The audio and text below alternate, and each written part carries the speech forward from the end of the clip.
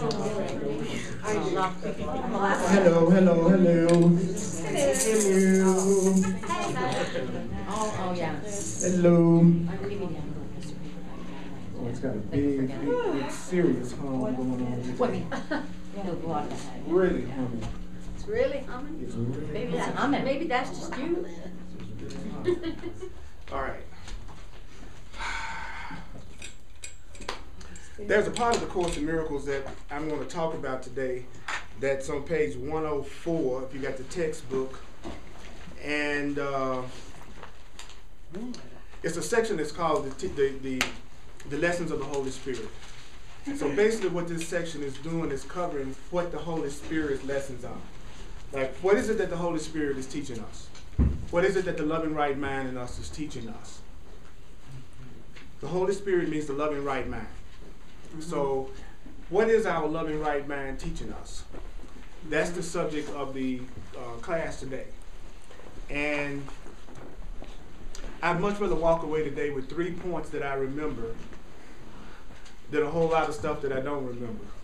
Yeah. So I'm really going to be looking for what it is that the Spirit is trying to tell me.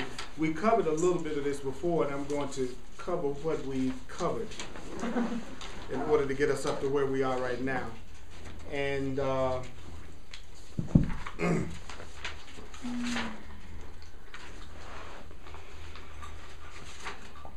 it's at the very first lesson that the Holy Spirit is teaching us is to have peace, to have, give all to all. So the first lesson that we're being taught is to have, give all to all. So therefore, if I don't have, somehow or another, I'm not giving all to all. And I know that's true. And the all that the Course says it's talking about is to have, give all to all, which means to have full appreciation, give everyone full appreciation. So the Course in Miracles says that statement simply means give full appreciation.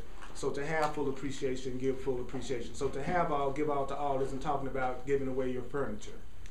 To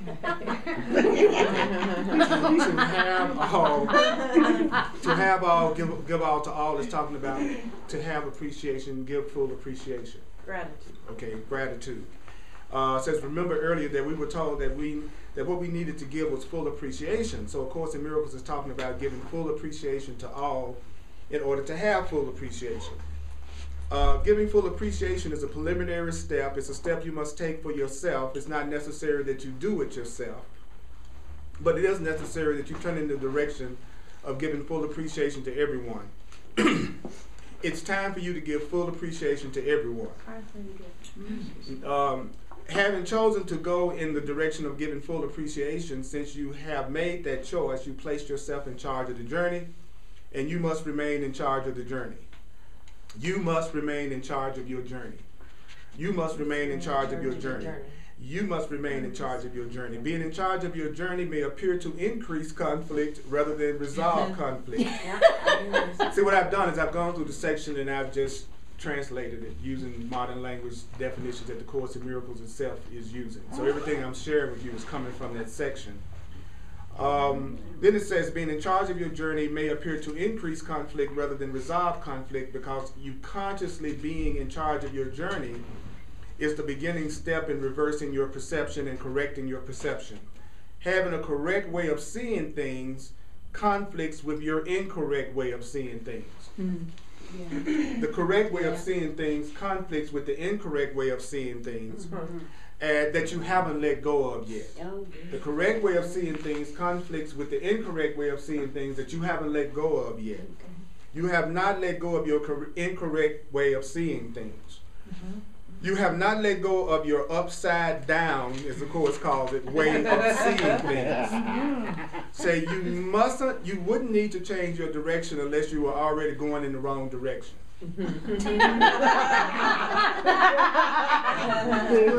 You wouldn't need to change your direction unless you're already going in the wrong direction. Right. Okay? Some people remain in conflict for a long time.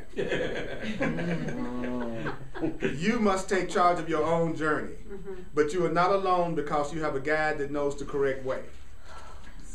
You are not alone because you have a guide that knows the correct way, who can show you and do it for you. Oh, yay. That course says, I'll show you the way and I'll do it for you. I'll tell you what to do and I'll tell you what to do and I'll do it for you. Wow. It says that's what the love in you says. I'll tell you what to do and then I'll do it for you. Wow. When I hear about how love is, love really sounds cool. Yeah. I don't know if any of y'all have noticed, but love really sounds cool. You know, love will say stuff like, I'll tell you what to do and then I'll do it for you. You know, love will do stuff like, I'm going to give you full appreciation. Love sounds cool. Yes, I'll it be does. really happy when I experience it. I'm looking forward to that day. At least I know what I'm looking for. I was telling someone just this morning that the one thing I'm happiest about from having studied the Course in Miracles for so long is that at least I know what a person would be saying to me that love me. I also know how a person would be treating me that love me. Sure. And that in itself is worth the price of this book. Because now when someone's saying something to me or they're doing something, I don't have to be confused about whether or not they're offering me love or whether or not they're offering me limitation and fear. Where I used to kind of like wonder, do they love me? Have you ever asked yourself that question? Do they really care about me? It's like when once you study the Course and apply the principles of the Course, you don't even ask yourself that question. You know whether or not love is being expressed to you. You know whether or not you're receiving full appreciation. You know, you know whether or not you're in a situation that it looks like things are being done. Not only you being shown the way, but it's also being done for you. You know, you know when you're around somebody who's accepting responsibility for their experience, and when you're around somebody who's projecting and blaming and seeing victims everywhere. You know when you're around somebody who's trying to manipulate you through guilt and somebody who's trying to remind you of how innocent you are. You know the difference between love and fear. We know that's the first step, whether you can always pull it off or not. So I'm happy about that. And then it says, you have a guide that knows the correct way who can show you and do it for you. Some people would rather accept conflict than accept guidance. I think that's a great line. Victim. Yeah. Some people would rather accept the conflict and the pain than to accept guidance. They'd rather stay in the situation that's not giving them peace than accept any kind of guidance or any kind of truth greater than their own ego. And even if you do that, you still can be cute. Okay, you can be gorgeous and in conflict. The other thing that it says in that section is that some people would rather accept conflict than accept guidance, then take this next step towards resolving the conflict. Take the next step toward resolving the conflict. It says, having taken the first step, that means moving in the direction of full appreciation. That's the first step. Said having taken this first step of moving in the direction of full appreciation, it means that you will be helped if you've taken the first step. You will be helped because you have moved in a direction of full appreciation and you have taken charge of your journey. You have taken responsibility for your perception of your experience. I'll say it again. You're moving toward full appreciation, you're taking charge of your journey, and you're also taking responsibility for your perception of your experience. And when you're doing that, you will be helped. Okay. Because really, you have to have that state of mind before you will allow yourself to be helped. See, you could be helped anytime, but we have to, the Course in Miracles says, we are actually being taught how to let ourselves be helped. That we don't even know how to let ourselves be helped. So it's teaching us how to let ourselves be helped. You know, it's like you fell down a hole and you're trying to be rescued, and they tell you that, okay, in order for us to help you, we're gonna lower this rope down, and then when you grab hold to the rope, we can pull you out the hole. But you're afraid, so they got to talk you into being willing to grab the rope. Right. That's what the Course is doing. It's trying to talk us into being willing to grab the way out of conflict. Because we're like the person at the bottom of the hole arguing at the rescuer. What do you mean you want me to grab that rope? What kind of rope is that? What store did that rope come from? And how does that rope compare to the rope in the other hole? So, you know, we're always busy analyzing every freaking thing rather than going, you say grab the rope, it'll get me out of this hole. It's got some alligators nipping at my butt. Okay, I'll ask you about what brand of rope once I get out of here. Okay. So he says, the once you've chosen, it says taking responsibility for your experience, And it says you have to take responsibility for your experience of your experience. You have to take responsibility for your experience of your experience. Once you've chosen something to do that you can't do by yourself, once you've chosen something that you can't do by yourself, you are no longer, and you will no longer be alone anymore. So when you choose something you can't do by yourself, it's a request for someone to join you. So just by choosing things you can't do by yourself, you will no longer be by yourself. Wow. But the minute you choose in terms of being autonomous and doing it on your own, you'll be doing it by yourself. And complaining. And saying you wish you were being supported. And you wish people would help you. But the truth is, you want to be autonomous and self-sufficient, and you don't want anybody to help you, and you do want to do it on your own. And you're taught to think that's what being an adult is. So you end up doing so many things, appearing to do so many things on your own. And you don't know you're the one that's ordering that up by your attitude. You don't even realize that your own attitude is not creating the help you think you need right now. You know, I want to do it on my own. I want everybody to help me. And we don't even see that as a totally contradictory statement. I want to do it all on my own, but I want everybody to rush to my aid. And then nobody does it because you want to do it on your own, and then you feel like you're not being supported. It's very interesting.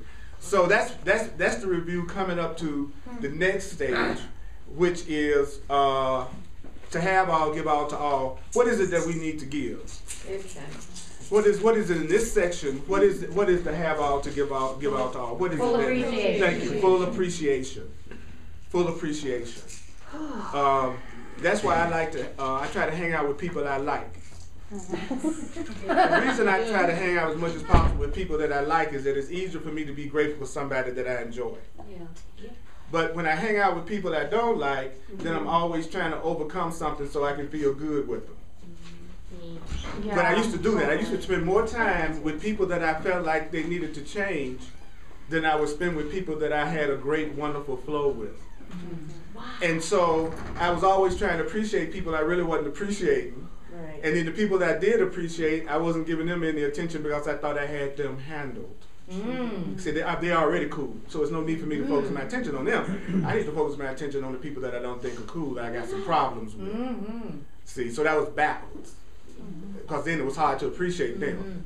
But I found out if I went in the direction of what appreciated me and who I appreciated, I was so overflowing with appreciation that my appreciation would drip on those people I didn't like. So they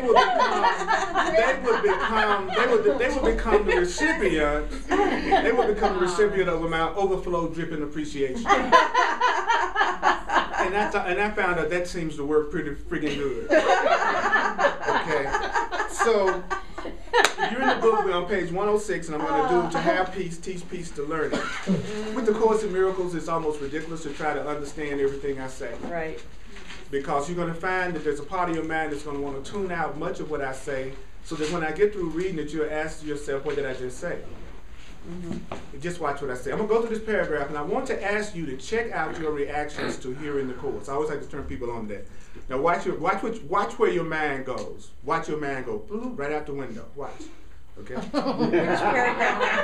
Paragraph 1 of to have peace, to have peace, teach peace, to learn it. See, that says a mouthful right there. To have peace, teach peace, to learn peace. So that's the formula for peace. People say, well, how can I have peace? Well, you need to demonstrate peace. To learn it. Okay? The Course in Miracles says perception is learning. That everything that you see is something that you learned. So you could also say this, to have peace, teach peace, to perceive peace. Because perception is learning. Most people don't know that. They think they're seeing things directly. They don't know that they're seeing the definitions of things. That you're never really seeing anything directly. You're just seeing the definition you learned. Right? I mean, when you look at me right now, aren't you seeing the definition? Of course you are. You learned to think of me as a man, probably. You learned to think of me as an African-American man. You probably learned to think of me as sitting in the chair right now. You learned to think. You see what I'm saying? So are you really seeing me?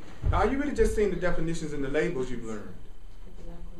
Fred, think about that for a minute. Are you really seeing me? Or are you just seeing what you learned to think I am? Suppose I'm not any of that. Suppose I'm not what you've learned.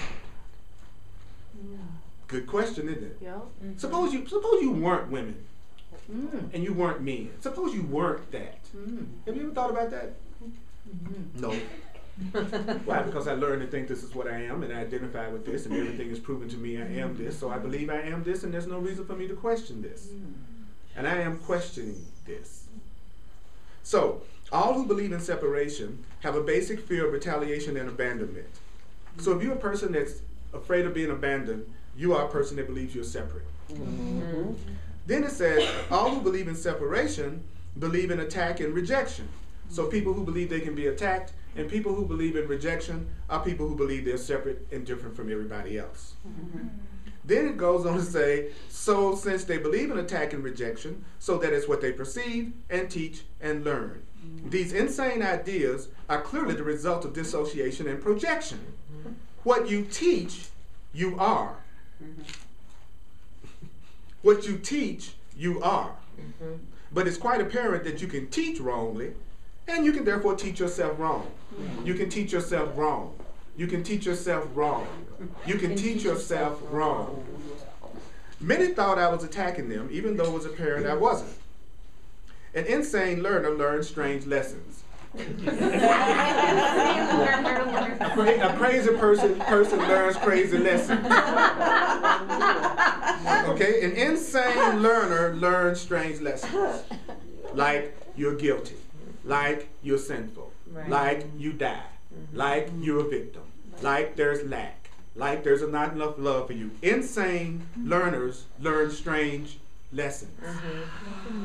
What you must recognize, what you must recognize, what you must recognize, what you must recognize, what you must recognize is that when you do not share a thought system, you are weakening a thought system. When you don't believe in a way of thinking, you weaken it. When you don't share a way of thinking, you weaken it. When I don't believe what you believe, I weaken that thought system. When I don't believe what you believe about yourself, I weaken the idea that you have about yourself. Like if you believe you don't deserve love and that you are not beautiful and that you're not worthy, and I don't believe that, I have weakened that idea. Because if I don't share your way of thinking, I weaken it. He says, those who believe in the thought system therefore perceive this as an attack on them. You've seen that a million times. You don't agree with something somebody says and they act like you've attacked them. What do you mean you don't believe that you shouldn't do blah, blah, blah, blah, blah? Right? It says, this is because everyone identifies himself with his thought system. Everyone identifies with their way of thinking. Everyone identifies with their way of thinking. So whatever way you think, that's what you identify with. You know what I'm saying? Whatever your way of thinking, that's what you identify with. And every thought system or way of thinking centers on what you believe you are. So your way of thinking is determined by what you believe you are. If I believe that I'm a human being, then my way of thinking is going to be based on a human perspective. Because whatever I believe about myself, that is the way that I think. So if I think of myself, if I believe in limitation, I think in a limited way. Right. If I believe that we're separate, I think in a separate way. Okay? That's what blows my mind about the Course in Miracles. It's so sane that it's surprising. And it's so sane that your mind kind of feels weird. Like it's totally sane to tell you that whenever I don't share what you believe, I'm not strengthening what you believe. If you really believe in it and I don't believe in it, you kind of feel like it's an attack upon yourself. That's because you're identifying with the way that you think. And the way that you think is centered on what you believe you are. So whatever you tell me what you think you are, and I know how you think. You tell me, you give me your opinion of you, and I know how you think. Wow. You tell me anything about what you believe, and I know how you think. Then the Course in Miracles says, if the center of the thought system is true, only truth extends from the thought system. But if it's a lie at the center of the way of thinking, Only deception proceeds from the thought system. So if the center of the way I think is based on the truth, then everything I say is going to be a reflection of truth. For instance, if the center of what I think about myself is that I am one, and I am loved, and I am connected, then everything that I say from that perspective is going to be an extension of that truth. So I'm going to see you as one with me. I'm going to see me as divine. I'm going to see you as divine. I'm going to see us as united, because my thought system is centered in the idea of oneness. So everything I think is going to come from that. Now, if I think I'm separate from you, different from you, guilty, which is the lie, then everything I tell you is going to be based on that lie. So we really aren't separate. We think we are. So everything we say to each other coming from a perspective that we're separate and different is ultimately a lie. So we lie to each other all the time. All the time. And then yet we'll pick out certain lies and call them a lie when everything we say is a lie. But we have some lies that we see as the okay lies. Sure. Like the lie that you and me are separate. Like the lie that you don't deserve happiness as much as me.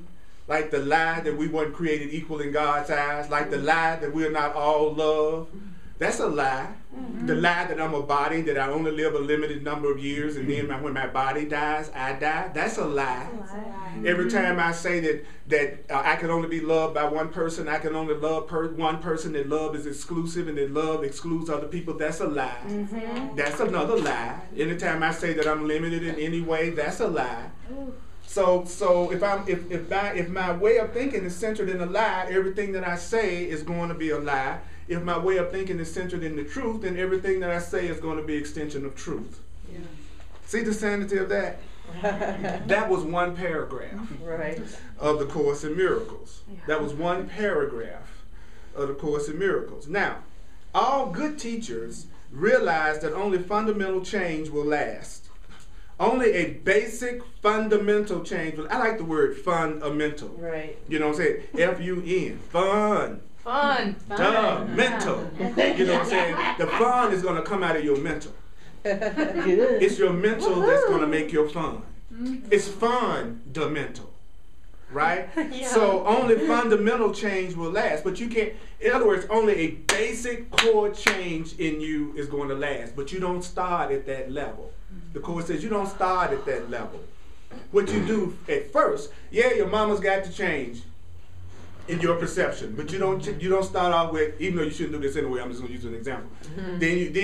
So you're not gonna make a fundamental change, basic change, reverse the change in anything. He says the first thing you need to do if you want a change to happen, he says strengthening motivation for change is their first and foremost goal. So if you're going to be a good teacher, a good parent, a good spouse, a good mate, and you want to see some change happen in your relationship, the first thing you do is you want to strengthen the motivation in the other person to change. Like if you want to change somebody, if there's such thing as changing somebody, the best you can do is strengthen their motivation to change themselves. He says it is also a good teacher's last and final motivation. So when I come into this room, my strengthening your motivation to want to be happy and to love yourselves and to claim your power and to recognize your relationship with God and to heal any kind of guilt and fear, to strengthen your motivation to do that, that's my first and foremost goal, and it's also my last and final goal, is that I hope somebody walk out of this class today and because of something I said, they are more motivated to love themselves than ever before. That's all a teacher can do. A teacher can't do anything but hope they strengthen the person's motivation to change themselves. All a parent can do is hope they can strengthen their child's motivation to change themselves. The only thing a spouse or a partner can do in a relationship if they want to change is hope they can strengthen their partner's motivation to change themselves. Then it says, increasing motivation for change in the learner is all that the teacher needs to do to guarantee change. So how do you guarantee change? You increase the motivation for change in the other person. How do you make a change in another person? You increase their motivation to change. You don't threaten them. Right. You increase. You have to want them to want to change. If you say you can't change anybody, no, but you sure can inspire them to change themselves. Without ultimatums? Well, ultimatums will make them not want to change themselves if they love themselves. Right. Now, if they're guilty, they respond to abuse. People who are guilty and don't love themselves and don't value themselves only respond to guilt and anger and attack and fear. That motivates them to change. Okay, baby, just don't leave me, baby. Just don't leave me. I need you. Without you, I couldn't make it. I die without you. So yeah, what do you want me to do? I promise, I'll do it. I'll do it. See, their motivation to change is being strengthened, but in a fearful way. But it's still them making the decision they want to change themselves. Yeah. Something about that person did strengthen their motivation for change, even if it was the thought of losing them. It still was them changing because their motivation to change. Most people don't respond to love, they respond to fear. So you don't speed because you are afraid to get a ticket. You know, that's different from not speeding because you want peace. That's one's coming from love, the other's coming from fear. Yeah. You see the difference? And most people who are not aware of their divinity are motivated through fear and anger and separation and guilt. So the more you frighten them, you better be good because you're going to hell if you don't. Right. They'll do right. So I'm glad that everybody is where they are in their spiritual path, whatever religion they're in, whatever church they go to. I'm glad. Some people need to believe in the devil in order for them not to hurt somebody. Some people need to believe they're sinners before they'll try to change. Some people don't need any of that. They just recognize there must be a better way and they want to do it. You understand? So everybody's where they need to be. Everyone is where they're supposed to be. Everybody's where they need to be. Everyone is where they're supposed to be. You are where you are supposed to be. You are where you are supposed to be. You are where you are supposed to be right now. Okay.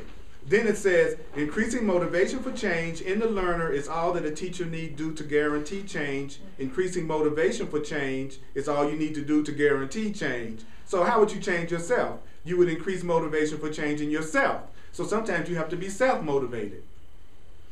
Sometimes you have to increase your desire to make the change in yourself. Change in motivate. Now, this is really deep. Change in motivation is a change of mind.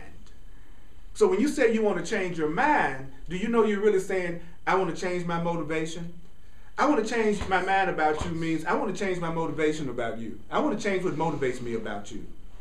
I want to change my perception of you. I want to change what motivates me about you. I want to change my mind about you. I want to change my motivation about you. So changing your mind isn't just changing your thinking, it's changing your motivation. When you've changed your motivation, you have changed your mind. When you're motivated by something new, other than what you used to be motivated by, you have changed your mind. That's how you know you changed your mind, because what motivates you now isn't the same thing that motivated you 6 months ago. If the same thing that motivates you now is the same thing that motivated you 10 years ago, you haven't changed in 10 years.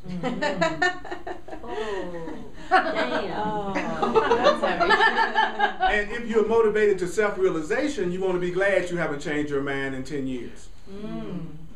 If you wanted love for yourself 10 years ago and you want love for yourself now, you good. You didn't change your mind about loving yourself. Good. Great.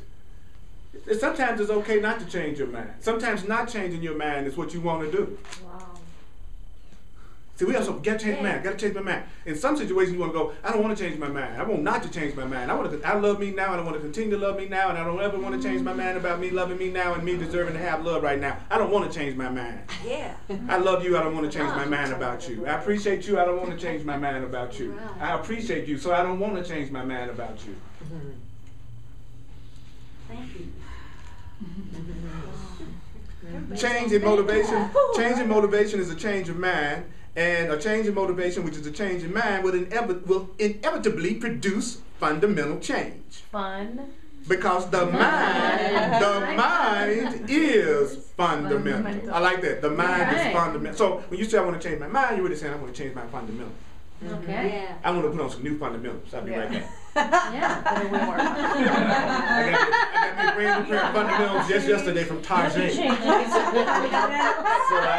go to Target.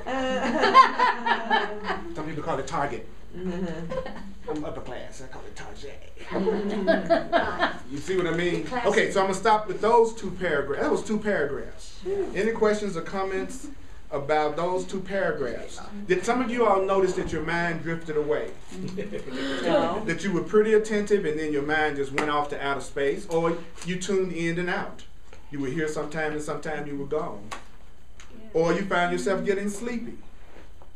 The Course in Miracles says that these are all natural reactions of our ego to hearing the truth. So it's not. So it doesn't mean you didn't hear me. It actually meant you did, because you reacted the way a person reacts if the truth is hitting them and it's different from the way they already think.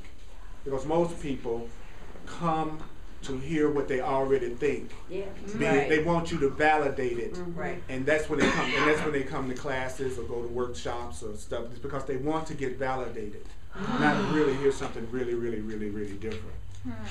So it's hard to listen to an answer that's not the one you made up. Is what the Course says. That the hardest thing for a person to do is to listen to an answer that they didn't think of. So if you're saying what they already believe, you usually have their attention because they're hearing the answer they've already accepted as true. If you're saying something to them that's opposite to what they believe, it's hard to stay conscious because they're not hearing what they want to hear. Does that make sense to everybody? Yeah. Okay. Yeah. So when you say you want the real truth, you're talking about you want to hear something really different. Really different from what you believe. When you say I want something new, you're saying give me something really different. But it's also the hardest thing to hear at the exact same time.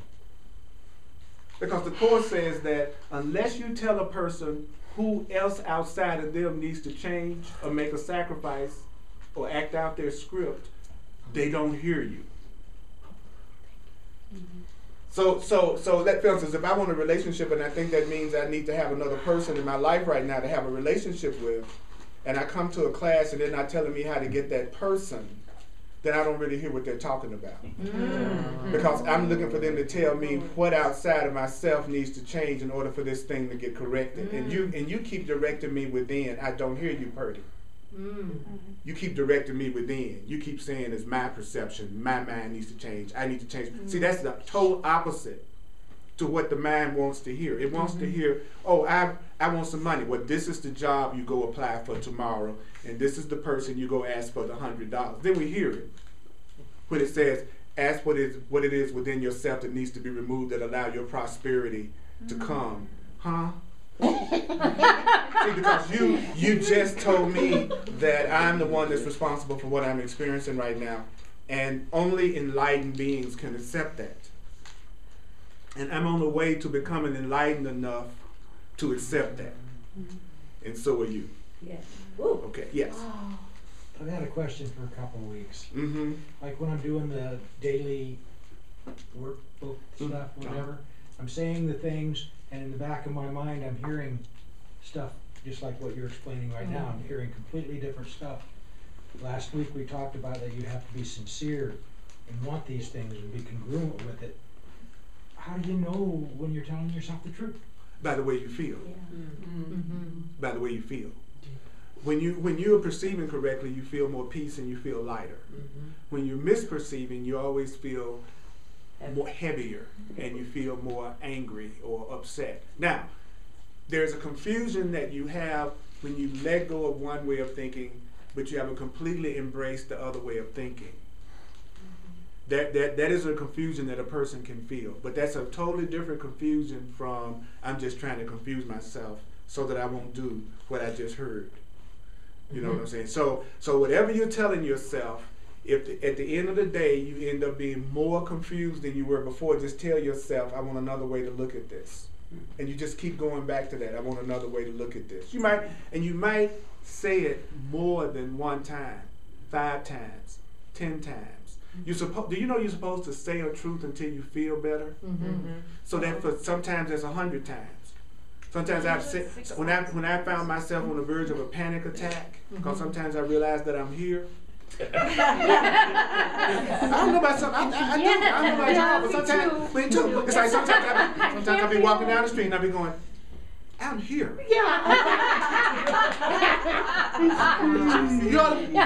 You y'all have never questioned that you all are here? Okay, I'm just wondering. I mean, I know I'm not the only one. It's, yeah, that sometimes you go, I'm really here. I made a total commitment. I'm actually in a body, and I came in, and I'm going to have to leave. I'm going to have that experience, which nobody else can do with me. I'm in a reality where anything can happen to anybody at any time, where you can go through lots of pleasure and lots of pain, where it looks like people don't care whether you eat, and some people do. Yeah. Where it looks like some people would love you and worship and adore you, and other people would kill you without a second thought. I realize where I am. And sometimes I wonder if anybody else around me realizes where they are, as if pretending that they're not aware of that somehow makes them safe. To me, that's like standing in the middle of a railroad track. The train is coming, and the way you decide to protect yourself is to do this. Yeah. But you're still standing right in the middle of the train track. And the train is still coming, but you think just because you don't see the train, which is being negative. By the way, you're now being negative. Girl, you were being positive, now you're being negative. Yeah. You okay? See what I'm saying? That's the person that's standing in the middle of the railroad track with their eyes, hands over their eyes, thinking that they're safe by not looking. Where I realize you're safer if you're willing to look at everything and then choose for what you want. Yeah. Look at it all, but choose for love. Choose for truth. Choose for peace. But don't pretend you're in a place where anything can't happen, because you see it all the time. You've had it happen to you, where you thought one thing was going to happen that morning. Like on Christmas Day when I got my bicycle, I didn't know I was going to spend Christmas night in the hospital. Oh no. Okay? You couldn't have made me believe that that wasn't going to be just playing on my bicycle all week long. I was not going to be in the hospital with somebody saying to my mother, we don't know if he'll walk again. Right? Next to a person, next to another child that was severely burned. That was an interesting ending of Christmas Day. Okay, so for me to pretend I'm not in a reality where that can happen is total denial. But for me to learn how to see that differently is totally what I need to learn. I need to know the correct way to look at a situation if I'm in that situation, and I need to know the correct way of looking at any situation that I'm in, rather than trying to spend my life avoiding situations. I need to be working on having the motivation to learn how to change my mind so that I can see any situation in such a way that I don't lose my peace in my communication with Source or God. I don't ever want to lose contact with home base while I'm on Earth. I can't think of anything scarier than being in the world without a relationship with God. Where you in the world thinking you're on your own. Oh, God. And men especially have to watch it. I mean, we really get into that programming that we should be autonomous and self-sufficient, and we should be in charge, and we should be directing it, and if it doesn't go our way, that's the, it's like, so it's even harder for men to ask for help. It's even harder for men to surrender to a higher power, because they want to be it. So I learned I had to have a feminine relationship to God and a masculine relationship to my world. Well, that's not right. That's the right way. I have to be totally receptive to God and then be willing to inject what I've received from God into my world, which is the masculine. I got to learn how to have a balance of my feminine and my masculine. I got to use everything I have for my awakening and the awakening of everybody around me. Yeah. So anybody else before I go to the next part of this? Well, why can't you be feminine with the world too? Well, we are. I just told you the way I Okay. was taught that I should deal with my world. Okay. Yeah. That's very important to keep in mind. I see. Okay. Okay. Did y'all hear that? So when I share with you my experience, that's all I'm doing. I'm not saying it's the way it has to be for everyone. But I think if more of us shared our experiences, which is different from sharing our stories, Right. we would all benefit. You haven't totally. You know, it's like everybody's got a story, right? And the purpose of your story was to bring you to this point where you would make a decision to change your motivation so that you could have the peace of God, which is total and complete fulfillment. Complete fulfillment. Oh. The Course defines peace as complete fulfillment. I love the definition of Yeah. peace. I am fulfilled. There is nothing missing in my life. When I start that old yearning, needy, gotta have it kind of feeling, I go, okay, you're forgetting the truth now, Purdy. Because now you're yearning. Now you're looking for something out there, something outside of yourself to make you feel good right now, to make you feel complete. You're looking for somebody you can reenact your past and change it and restore your wounded self-esteem. You're looking for somebody that's going to make it all right who didn't make it all right up until this point. And then you're going to be looking at them in terms of the people you were with in the past to make sure they're not going to do what the other person did. So then you're in a relationship with a person that's not even there. You don't even see the person you're in a relationship with because all you see is somebody that's supposed to be fulfilling your needs. Yeah. That's what they're there for, to fulfill your fantasies. And if you find just the right person, they'll tell you they want to do it. And if you find the right person, they're going to say, I want to fulfill your fantasies. And you're going to say, I want to fulfill yours too. So you both don't realize you asked for hell. Because there is nobody else that can complete you. So the whole premise is a lie. But if you find somebody else that'll lie with you, Right. and I mean that no pun intended, if you find somebody else who will lie with you. Codependency. Yeah, you know, and it's cool if you're using the kind of codependency that's a constant reminder to each other what the truth is. Like you're going, I'm dependent on you to help me remember that I am powerful, I am responsible, I am divine, I am loved, and the answer is within me. And then you are helping me remember the answer is within me. You see, then it's a healthy codependency because it's a codependency where you're dependent on each other to help each other stay awake. So now you're using codependency in a cool way. It's not about doing it alone anymore. This next paradigm that we're going into is not a paradigm where we can do it alone anymore. Yay. People with that archaic attitude of me just out for me, and when I just get it mine and everything's gonna be okay. That paradigm is so over. They're gonna be freaked out when they don't see anything they attempt to do work. Because for some people, they never change until they experience the utter beauty of complete failure of their plan. And to see that their plan never, ever, ever works and ever will work. Then they go, you know what? I'm going to stop doing this because it doesn't work. And so now I'm going to move toward my joy. So you should be in ecstasy every time you fail. Ooh. Because that's one more thing you know you don't have to do again.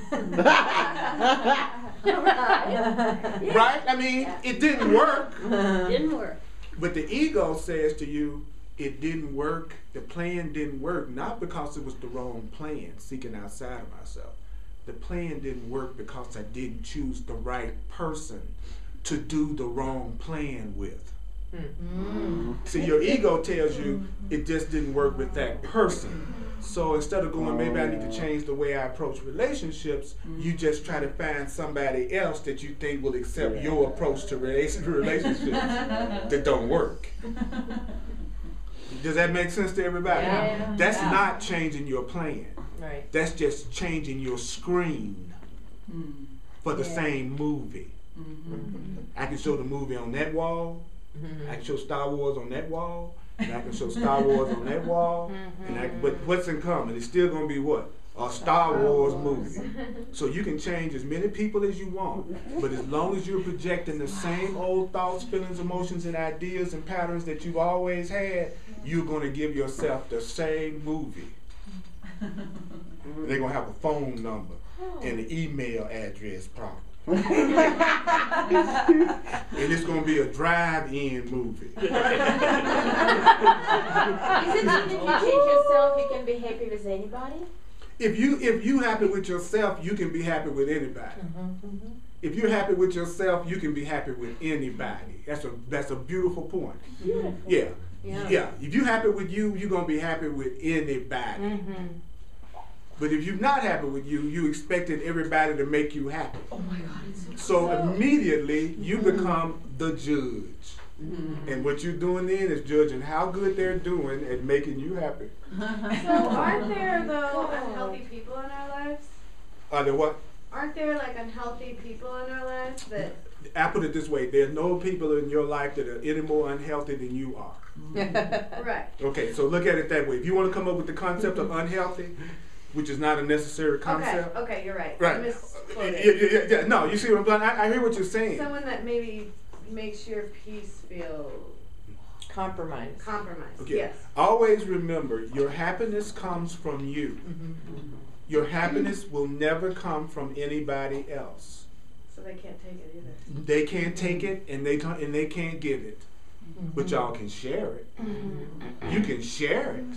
You can both join in joy. You can join in happiness, but you can't make me happy. You can remind me that I deserve to have happiness. You can witness back to me that happiness is what I deserve, but you can't make me happy. Because I'm the one that determines how I feel about everything. Even if I'm making myself feel good about you. Like I tell some people, man, I love the way I make myself feel around you. You know what? I love the way I make myself feel when I'm dancing with you. You know? Or to really freak them out, you say something like, I'm making myself so mad right now. I'm making myself so mad about what I see you doing right now. I'm making myself want to leave you. I'm making myself want to get rid of you. I'm making myself not want to be around you. I'm making myself really turned on by you. I'm making myself want to kiss you. I'm making myself want to hug you. I'm making myself not want to be around you. See what I'm saying? Whenever you remember that you're making yourself feel what you feel, you know what the beauty of that is? Because it gives you some glimmering of the truth that you could make yourself feel good anytime. If I'm making myself feel good, then I could make myself feel good when I was with you, and I could make myself feel good if I wasn't. That's the beauty of telling myself I'm making myself feel good.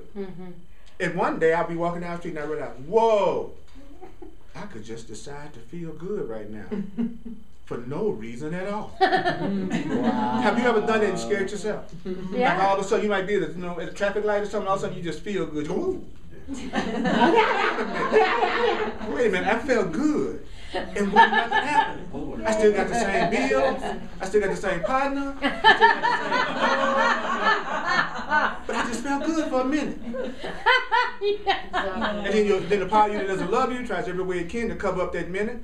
So that you don't even remember that minute ever happened. Then it'll go back to telling you what you need in order to feel good. Don't fall for that. Yeah, brother. You get a question. Well, it's so funny you asked me right now because that's happening right now. Because with me, because I wanted to ask you about change in motivation is the change of mind, and this will never reproduce fundamental change because the mind is fundamental. Right. And Spirit keeps telling me that because my mind is like, well, so then I have to change. And until I'm there, then I'm screwed. But Spirit is telling me that no, I just gotta be willing. I just gotta say, I am willing to change my point of view. Yeah, I am willing to right. see something different. And that's why. That's when it happens. That's it. Because everything, you're in charge of the journey. So if you're in charge of the journey, you're the one that needs to give permission to the guide. The guide isn't in charge of the journey. Just because I can show you around Memphis don't mean I'm in charge. Because I can show you around Denver doesn't mean I'm in charge. But it would be smart, since I know the way around Denver, for you to listen to me since you had me for your guide. See, that's what Spirit is trying, the Holy Spirit trying to tell us. I can guide you to the joy that you want to go to, but you're in charge of the journey. That means you can accept as much as what I'm telling you as you want to. And you can tell when you're not listening to your guidance, because when you're not, you feel unhappy and things aren't going the way you think they should go, and you feel like life sucks. Well, that's you being your own guide to go to a place you don't even know how to get to. So why don't you ask the part of you that does know what happiness is to teach you how to get there. Then the Course says, well, you need to learn how to tell the difference between when you're listening to the voice you are making up and when you're listening to the voice that's coming from your divine self. So you don't know how to tell the difference. They both sound like your voice. So the only thing that's different about them is their content, what they're telling you. So you have to know the difference between when somebody's telling you a lie, your own voice is lying to you, and when your own voice is telling you the truth. And that's what this section has been telling us. It's been giving us instructions about how to tell a good. How can I tell when I'm in the presence of a good teacher? Well, I'm in the presence of somebody that's trying to strengthen my motivation, not somebody that's trying to terrorize me into learning. See, I know the difference now. Yeah. See, if you know the difference, I know the difference between a woman or a man that's coming up to me to say they love me and they really saying something that's real to me, and when they think they love me, but they really don't at all because it's just specialness. I have to know the difference between that, or I'll be fooled every time. Yeah. You know, it took me a while to get to somebody telling me that they love me to the point that I can't love or appreciate anybody else. It's not somebody that's loving me, that's somebody that's fearing me, even though the part of me that wants to feel special is absolutely turned on by that idea. But I need to know that means that's going to be a temporary relationship because it's not based on real love, and sooner or later it's going to end. So if I choose to have that relationship of specialness, I should enjoy it fully every day because it's just like eating ice cream. Every day is milk. So either you can sit back and pretend it's not ice cream and not lick it, or you can realize it's ice cream and enjoy it until it melts. You know what I'm saying? But no love that's exclusive of all others is a love that's going to last forever, because love is inclusive of all of us. So if you just want to be special to somebody, be honest with yourself, be special to them and really enjoy it, but don't think that that's eternal love unless it gets to the point that you're loving them beyond the scripts that they're acting out for you. And you're acting out for them. You follow what I'm saying? Just don't fool yourself. So now when I go into a special relationship, I don't pretend that I don't know it's a special relationship. I let myself go ahead and enjoy the special relationship because I'm not fooling myself about what it is. I know it's not unconditional love. I know it's love that's based on ultimately my behavior and how I act and what I do. And if I don't do a certain thing, they're going to withdraw that love. So you can't fool me, and I can enjoy it and you can enjoy it too. Yes. We may even be conscious enough to make agreements with each other that we both don't mind keeping, and since we both don't mind keeping it, we won't have a problem with the commitment we made to each other, and we'll enjoy each other at a very deep, profound level because we're keeping the agreements that we made, even though that's not unconditional love yet. But we're having an incredible time together because we're in agreement about the rules that we want to play our love game too. So most people won't even stop long enough to ask the other person what they even want in the relationship. They just assume the other person knows what their needs are and what their expectations are, and then get upset with the person because they're not fulfilling them. It's insane. Insane learners learn strange lessons. Would you acknowledge yourself for hearing this much Holy Spirit? It's almost 2 o'clock.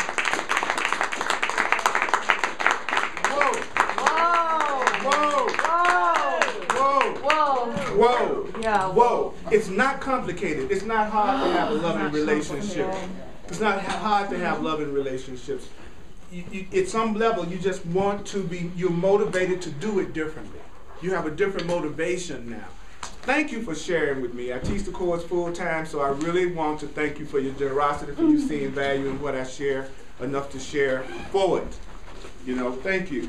Thank you. I appreciate that. I'm also available for one-on-one sessions called clarity sessions, and these orange sheets explain those. Just get one, check it out. If it's something you think you'd like to do, contact me. It's also on my website. And I have put all my classes online.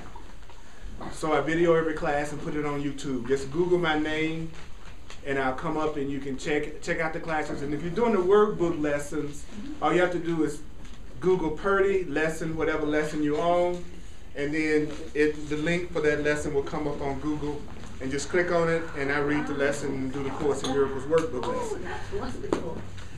If you want support, support is there. Right. Yes. If you want it, it's there. Yeah, That's yeah. If you right. want it, it's here. If you're jiving it, it's not. But you're innocent because you know you have an eternity. You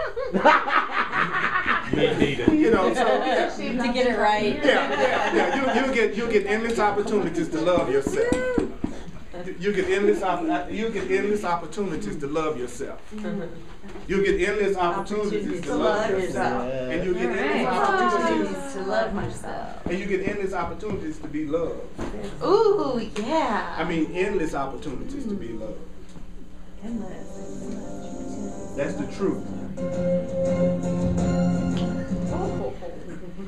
Yeah.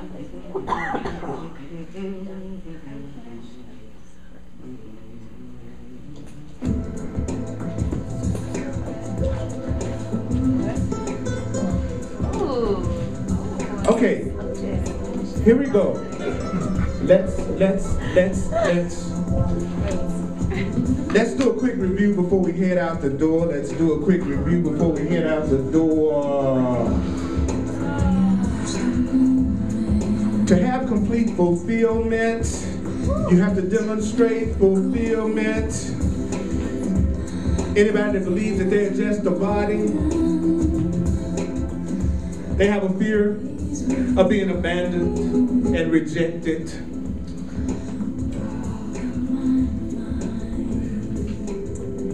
And attack and rejection, these insane thoughts are the result, attack, rejection, these insane thoughts are the result of projecting. That means what you demonstrate is what you are.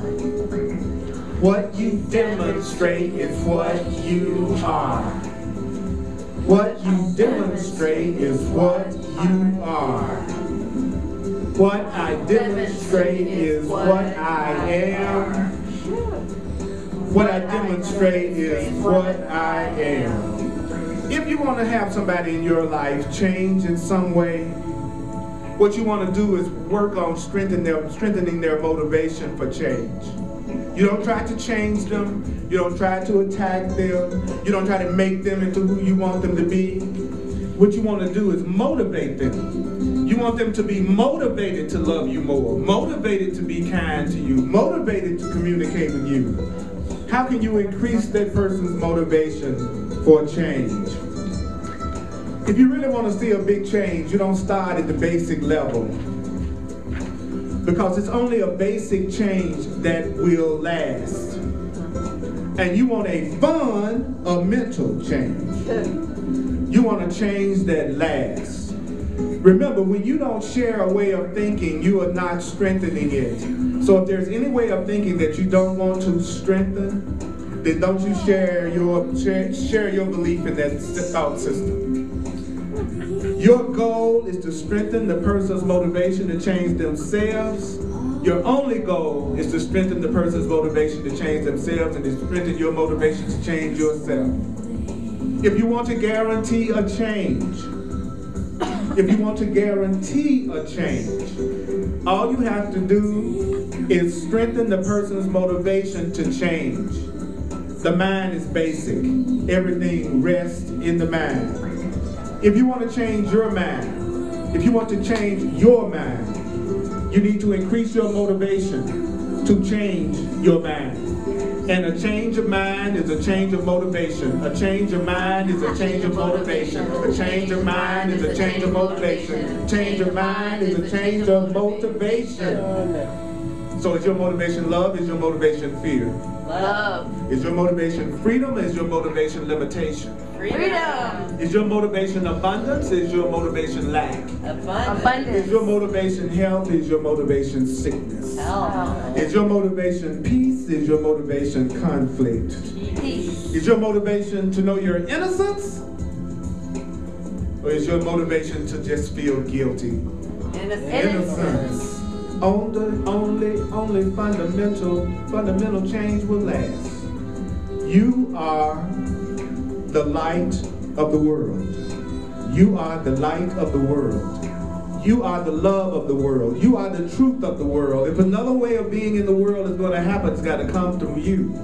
So God, live your life through me today. God, live your life through me today. God, live your life through me today. Live your life through me today. Ask love to live its life. Love, live your life through me today. Love, live your life through me today. Love, live your life through me today. Love, live your life through me today. Love, live your life through me today. God, live your life through me today. God, live your life through me today. God, live your life through me today. God, live your life through me today. God, live your life through me today.